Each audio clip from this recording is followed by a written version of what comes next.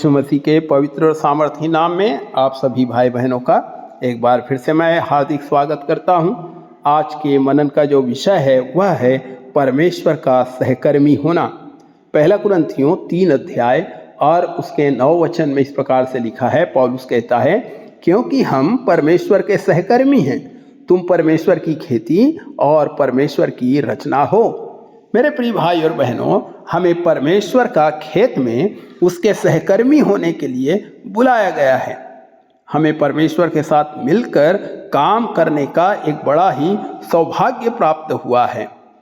हम यह कभी ना सोचें कि परमेश्वर ने यह सौभाग्य केवल उन्हें ही दिया है जो पूर्णकालिक सेवकाई में है, फुल टाइम मिनिस्ट्री में है, क्योंकि परमेश्वर ने तो प्रत्येक विश्वासी को मसीह की देह अर्थात कलीसिया में एक विशेष प्रकार की जिम्मेदारी दी है।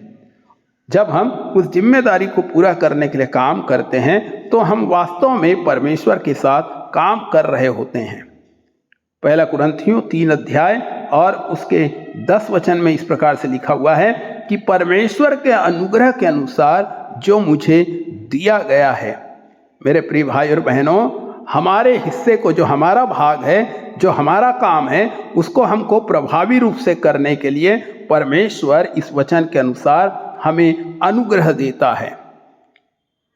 पहला कुरिन्थियों 3 अध्याय और 6 वचन में पौलुस कहता है कि मैंने लगाया, अपुल्लोस ने सींचा, परंतु परमेश्वर ने बढ़ाया। इसका मतलब है कि परमेश्वर हमेशा हमें आसान काम करने के लिए कहता है और मुश्किल काम को वह करता है ताकि हमने जो किया है उसके बारे में हम घमंड ना करें, परंतु जो कुछ परमेश्वर ने किया है उसके लिए हम उसकी महिमा करें। मेरे प्रियो, यदि हम परमेश्वर की सेवकाई को अपने तरीके से करना चाहते हैं तो हम परमेश्वर के सहकर्मी नहीं हो सकते हैं। प्रभु यीशु मसीह को देखिए, वे ना केवल परमेश्वर के पुत्र थे जिसने अपने पिता की आज्ञा का पालन किया, परंतु मानव जाति के लिए परमेश्वर की योजनाओं को पूरा करने में परमेश्वर का सहकर्मी भी थे। प्रभु यीशु मसीह ने अपनी इच्छा से कभी कुछ नहीं किया प्रियो, परंतु सब कुछ परमेश्वर के साथ मिलकर किया। क्या हम परमेश्वर का काम परमेश्वर के साथ मिलकर कर रहे हैं? केवल परमेश्वर के साथ मिलकर किए गए कार्यों का अनंत मूल्य होगा, परंतु बाकी तो सब काम लकड़ी, घास और भूसे की तरह जल जाएगा।